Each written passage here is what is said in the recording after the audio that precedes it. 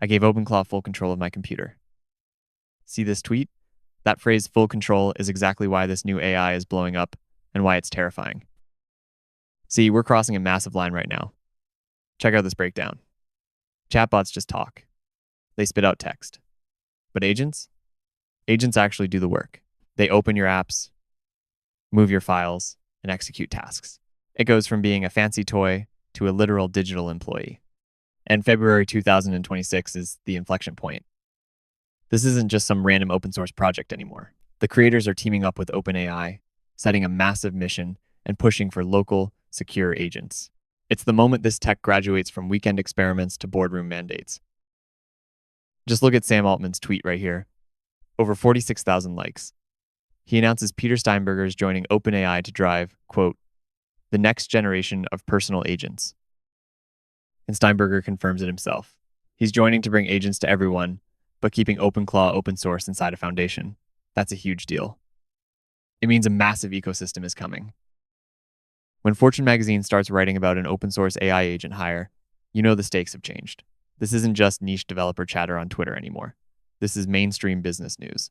Companies are scrambling to figure out how to use this tech without getting burned. So let's look at what OpenClaw actually does under the hood. The pitch is incredibly tempting.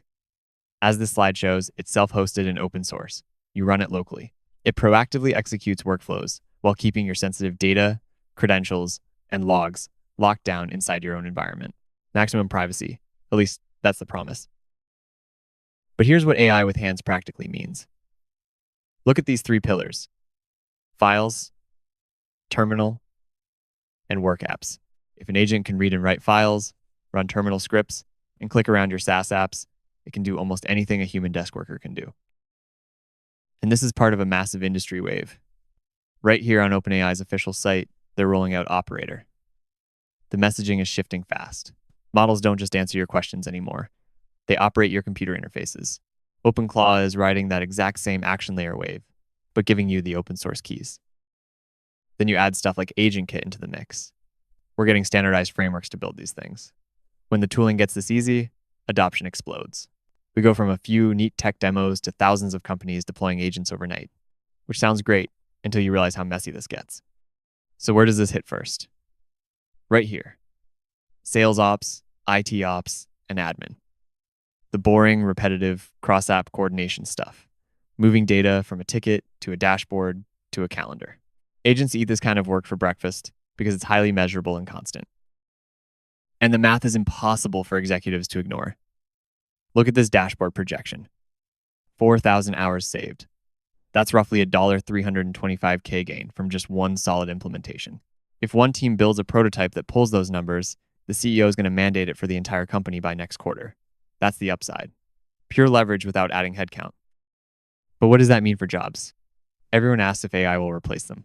But on this list, you can see the real targets are task bundles: calendar triage, email follow-ups, travel planning, weekly reporting.